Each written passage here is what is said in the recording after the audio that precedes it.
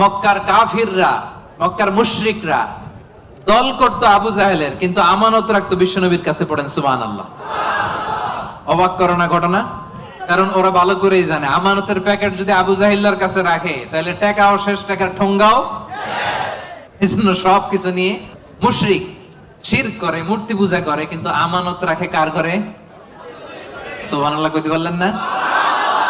বিশ্বনবী যে রাতে হিজরতে যাবেন, ওই রাতে বিশ্বনবীর খাটে বিশ্বনবী মেয়ের জামাই আলী রাদিয়াল্লাহু তাআলা আনহুরে শোয়ায় গেছিলেন। কারণ তিনি বলেছিলেন, আলী, আমি তো আবু বকরকে নিয়ে আজ রাতে মক্কা থেকে মদিনায় হিজরতে যাব, আমার ঘর ভর্তি ডিপোজিটের মালামাল, মানে আমানতের মালামাল, এগুলো দিবা। মক্কার প্রত্যেকটা লোকের হাতে পাই টু পাই বুঝিয়ে তারপরে তুমি হিজরতে যাবা।